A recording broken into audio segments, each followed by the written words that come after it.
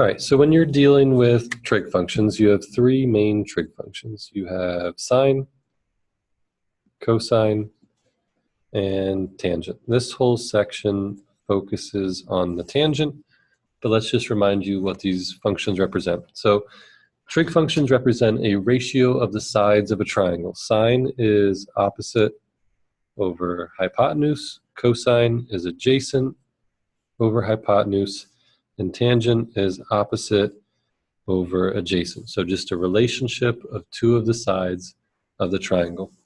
In this particular problem, you're working with angle B. So from angle B, opposite of angle B is this side over here. Adjacent means the side next to that's not the hypotenuse, so that would be this one. And hypotenuse is across from the right angle, so that is this. So if you're looking for the tangent ratio for angle B, opposite over adjacent, it's just opposite over adjacent, 2 over 1, which is 2. So the tangent ratio for angle B would just be 2. If you switched it, if they asked for the ratio from letter A, then this would be the opposite, this would be the adjacent, so it would be 1/2. Right, so B is 2 over 1, from A it would be 1/2. Other questions they could ask would be something like this: what is the value of x to the nearest degree? Whenever you're trying to find a side, you can use the original ratio. Whenever you're trying to find an angle, you have to use the inverse of the ratio.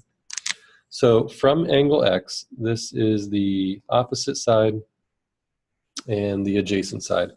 So if I set up a tangent ratio, tangent of angle x is equal to the opposite side over the adjacent side, right? In algebra, whenever you solve anything, you have to do the opposite function to get rid of it. So I'm trying to get this x by itself. In order to get rid of tangent, because it's a function, you can't just divide it over, you have to take the inverse of tangent, which is that tangent to the -1. That's the inverse tangent function. Whatever you do to one side, you have to do to both sides. So tangent and tangent inverse cross out. And then over here, we have tangent inverse of 11 over 10, which you would have to type in your calculator. When you type this into your calculator, if it talks about nearest degree, you have to make sure you're in the right mode. So if you go to mode, it says radian or degree. Make sure you're in degree mode. And then if you want tangent inverse is right above the tangent in blue. So I hit second tangent, 11 divided by 10, close the parenthesis, and I get 47.7, and it says round to the nearest degree, so that would just make it 48 degrees. So x equals 48 degrees. Okay, so that means on this triangle, this would be 48 degrees.